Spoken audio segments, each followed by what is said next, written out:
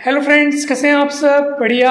चलिए फ्रेंड्स, आज हम बहुत ही इम्पोर्टेंट टॉपिक पढ़ने जा रहे हैं, विमीय सूत्र अर्थात dimensional formula, class 11th physics, chapter number 2, section B.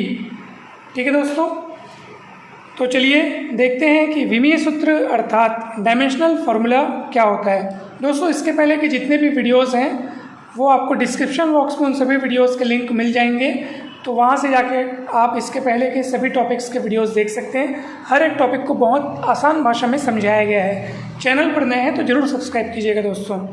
तो चलिए अब हम शुरू करते हैं ये टॉपिक। तो विमीय सूत्र की परिभाषा, किसी भौतिक राशि के व्युत्पन्न मात्रक का मूल मात्रकों से संबंध प्रदर्शित करने वाले व्यंजक या सूत्र को उस भौतिक राशि का विमीय सूत्र कहते हैं। मतलब ऐसा सूत्र जो उस भौतिक राशि के मूल मात्रक और व्युत्पन्न मात्रक के बीच संबंध दर्शाता है।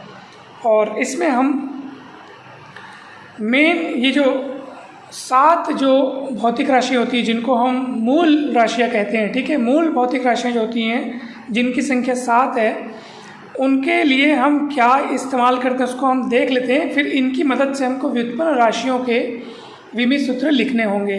तो लंबाई के लिए L लिखेंगे, द्रव्यमान के लिए M, देखो इसको ऐसे बड़े कोष्ठक में अपन लिखते हैं, ठीक है।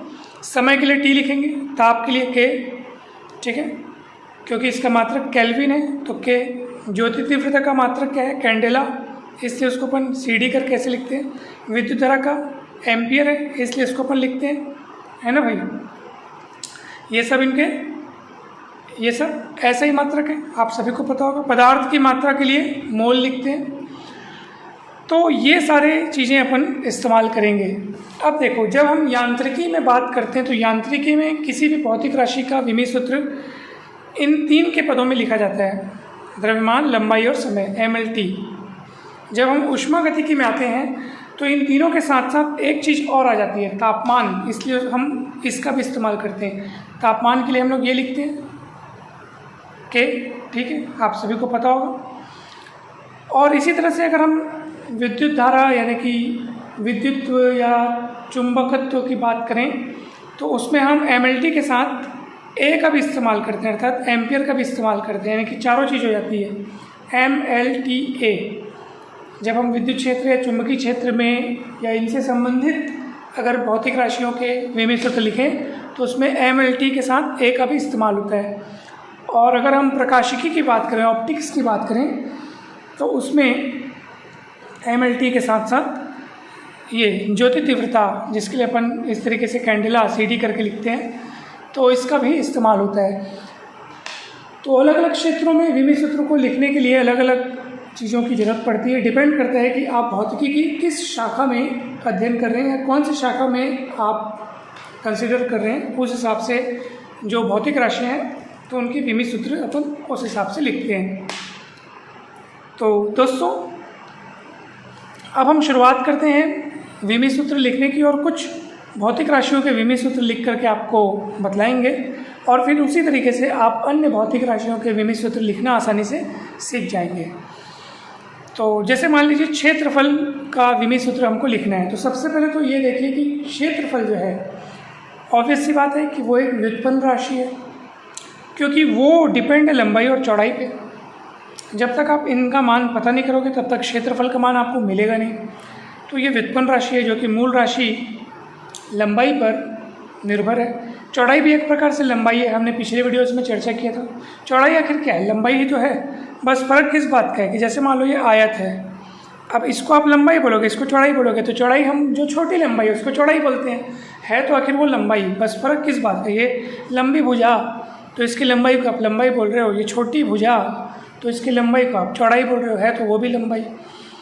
तो इसका मतलब ये है कि इन दोनों की लंबाइयों पर क्षेत्रफल निर्भर है, इसलिए क्षेत्रफल हो जाएगा व्युत्पन्न राशि। तो लंबाई के लिए L लिखेंगे, चौड़ाई के लिए भी L लिखेंगे, क्योंकि एक प्रकार से वो भी लंबाई ही तो है। तो L हो जाएगा L², बड़े कोष्ठक में हम लोग लिखते हैं। तो क्षेत्रफल का विमीय सूत्र अगर पूछा जाए तो आप इतना लिखेंगे तब भी कोई प्रॉब्लम नहीं है, परंतु अगर आपको MLT के पदों में लिखना हो तो आप ये देखो कि भाई यहाँ पे तो L² आया है, M और T का तो नामो निशान नहीं है। तो m के पावर में 0, t के पावर में 0, जो चीज़ वहाँ शामिल ना हो उनकी घात में आप 0 लगा के लिख सकते हैं, कोई दिक्कत नहीं है। ठीक है, तो इस तरीके से ये क्षेत्रफल का विमीय सूत्र तैयार हो गया। अगर आपको मात्रक चाहिए तो मात्रक लिखना भी बहुत आसान है। आप विमीय सूत्र में देख लो कौन सी चीज़ें वहाँ पर आई हुई हैं और कितने बार आई हुई है। m के पावर में 0 है मतलब m का नामो निशान नहीं है, t के पावर में 0 है मतलब t का नामो निशान नहीं है, l के पावर में 2 है, l क्या है, लंबाई के लिए अपन लिखते हैं, लंबाई का ऐसा ही मात्रक मीटर है, l के पावर में 2 है इसलिए मीटर के पावर में 2 यानी मीटर स्क्वायर, तो क्षेत्रफल का मात्रक हो गया मीटर स्क्वायर। इस तरह से आपको सभी भौतिक राशियों के विमीय सूत्र लिखने हैं। तो भौतिक राशि का विमीय सूत्र लिखने के लिए आपको ये पता होना चाहिए कि वो भौतिक राशि आखिर है क्या चीज़, उसकी परिभाषा क्या है, उसको किस सूत्र की मदद से उसको परिभाषित करते हैं। जैसे क्षेत्रफल को हम लोग लंबाई गुणित चौड़ाई से परिभाषित करते हैं, मतलब अगर कोई आयताकार वस्तु है, आयताकार क्षेत्र है तो लंबाई गुणित चौड़ाई, या फिर अगर वृत्त है तो उसको अपन लिखते हैं पाई आर स्क्वायर। मतलब कुल मिला के आप देखेंगे लंबाई यहाँ पे 2 बार आएगा। जैसे वृत्त में तो त्रिज्या उसकी एक जैसी रहती है, केंद्र से दूरी है ना भाई, आप यहाँ पे लंबाई चौड़ाई यहाँ पे कौन है, त्रिज्या है, तो आप देखेंगे वही 2 बार आएगा, घात 2 है उसका। आयत में आप देखेंगे 1 बार लंबाई 1 बार चौड़ाई, मतलब कुल मिला के लंबाई 2 बार आएगा। आप देख लीजिए एल स्क्वायर है ना आखिर यहाँ पे भी। तो और वृत्त का अगर आप क्षेत्रफल निकालेंगे तो उसमें भी आप देखो आर स्क्वायर, आर क्या है, त्रिज्या क्या है, एक प्रकार से लंबाई, मतलब कुल मिला के लंबाई का स्क्वायर आपके पास मिलेगा ही मिलेगा। क्षेत्रफल की अगर बात करेंगे तो अगर यही बात हम आयतन के लिए करेंगे, ठीक है, यही बात अगर हम आयतन के लिए करेंगे तो उसके लिए मुझे चाहिए लंबाई गुणित चौड़ाई गुणित ऊंचाई चाहिए। तो आयतन के लिए लंबाई गुणित चौड़ाई गुणित ऊंचाई। अब आप देख सकते हैं ये तो आयतन का सूत्र हुआ। अब तीनों के लिए, लंबाई के लिए भी एल, चौड़ाई के लिए भी आप एल लिखेंगे, ऊंचाई के लिए भी एल लिखेंगे, तो क्या हो जाएगा, एल क्यूब हो जाएगा। अब एल क्यूब हो गया। अब यहाँ पे एम और टी तो है नहीं तो पावर में 0 लगा के आप लिख सकते हैं, सिंपल। इस तरीके से ये हो गया। और फिर आप इसी तरीके से आगे बढ़ते जाइए। अच्छा, मात्रक की अगर बात करें, मात्रक क्या हो जाएगा, आप देख लो एम और टी का तो नामो निशान नहीं है, एल की घात में 3 मात्रक हो जाएगा मीटर की घात में 3, क्योंकि लंबाई का ऐसा ही मात्रक मीटर है। ठीक है ना भाई, बहुत इजी है। अगर अपन चाल की बात करें तो चाल बराबर क्या होता है बताइए, दूरी बटे समय। ये चाल का सूत्र हुआ।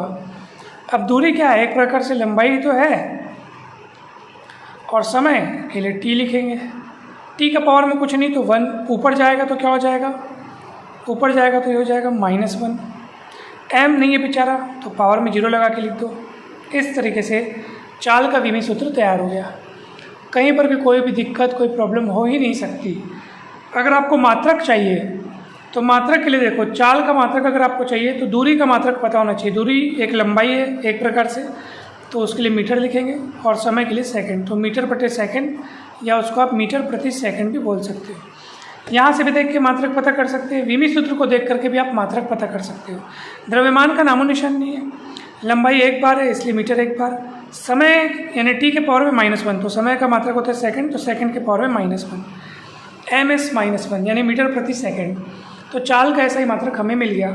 यही खेल जो है वेग के लिए होता है, बस उसके सूत्र में थोड़ा सा चेंजेस होती है। जैसे यहाँ पे दूरी बटे समय, तो वेग के लिए आप लिखोगे विस्थापन बटे समय या विस्थापन बटे समय अंतराल, और फिर आप बाकी की चीज़ें उसमें भी सेम रहती है, L/T, LT-1, उसमें भी आपको मीटर प्रति सेकंड वेग का मात्रक होता है। ठीक है, तो ये चीज़ें बहुत ही ईजी है।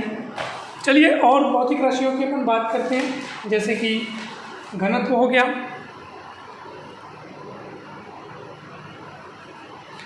घनत्व की अगर अपन बात करें तो घनत्व का सूत्र होता है द्रव्यमान बटे आयतन। तो द्रव्यमान के लिए लिखेंगे m, आयतन का अब भी अपन निकाले हैं m0 L3T0। तो आपने देखा कि एक भौतिक राशि का विमीय सूत्र दूसरी भौतिक राशि के विमीय सूत्र निकालने में कितना मदद कर रहा है। नहीं तो आयतन का पता नहीं रहता तो फिर से लंबाई गुणित चौड़ाई गुणित ऊंचाई करके निकालना पड़ता। अभी अपन पीछे निकाल चुके हैं, पिछले पन्ने में आपने देखा, ये देखिए। अब इसका सीधा इस्तेमाल कर रहे हैं हम लोग आगे। तो m ऊपर में है ही, l का पावर 3 है, l का पावर 3 है, ऊपर जाके हो जाएगा l का पावर -3 और t का पावर 0। घनत्व का विमी सूत्र तैयार हो गया। मात्रक चाहिए आपको तो m के लिए लिखो किलोग्राम, लंबाई है तो मीटर, किलोग्राम प्रति मीटर क्यूब। प्रति क्यों? क्योंकि घात में -3 है, इसको आप इस तरीके से भी सोच सकते हो, है ना भाई। आप मीटर की घात में -3 उसको नीचे उतार दो, यानी बटे का चिन्ह लगा के फिर घात को पॉजिटिव बना लो, तो किलोग्राम प्रति मीटर क्यूब। तो ये घनत्व के लिए काम हो गया। इसी तरह से आप आगे बढ़ सकते हैं और दूसरी भौतिक राशियों के विमी सूत्र निकाल सकते हैं। रेखीय संवेग, बल, आवेग, कार्य, ऊर्जा, शक्ति, दाब, प्रतिबल, विकृति, बहुत सारी है, बहुत सारी यहाँ पे भौतिक राशि है जिनके विमी सूत्र आप निकाल सकते हैं दोस्तों। और इस पर बहुत ही डिटेल्ड वीडियो बना हुआ है, हमने पिछले वर्ष बनाया था, तो उसका लिंक आपको दे दिया जाएगा। वो वीडियो हालांकि इंग्लिश मीडियम के लिए बनाया था, इसलिए हमको लगा कि हिंदी मीडियम के लिए एक बार फिर से बना देना चाहिए। लेकिन अब तो आप सीख गए होंगे, ठीक है, कि भाई राशि लिखो, राशि का सूत्र लिखो, उस हिसाब से विमी सूत्र बनाओ, फिर उसका मात्रक लिखो। तो उस वीडियो का लिंक आपको डिस्क्रिप्शन बॉक्स में दे देंगे। बहुत सारे फिजिकल क्वांटिटीज़ का विमी सूत्र निकाला गया है, तो आपको बेसिक जानकारी अब हो चुकी होंगी। अब आपको कहीं पर भी डाउट नहीं होगा, कहीं पर भी दिक्कत नहीं जाएगा। तो ज़रूर आप उस वीडियो को देखिएगा, डिस्क्रिप्शन बॉक्स में उसका लिंक दिया हुआ है, और भी अनेक वीडियो के लिंक दिए हुए हैं। हर एक वीडियो बहुत सरल भाषा में समझाएगा, ज़रूर देखिएगा दोस्तों। आप सभी को बहुत बहुत धन्यवाद, thank you so much. Comment करके अवश्य बताइएगा कि ये वीडियो आपको कैसा लगा। जल्द ही मिलते हैं नेक्स्ट वीडियो में।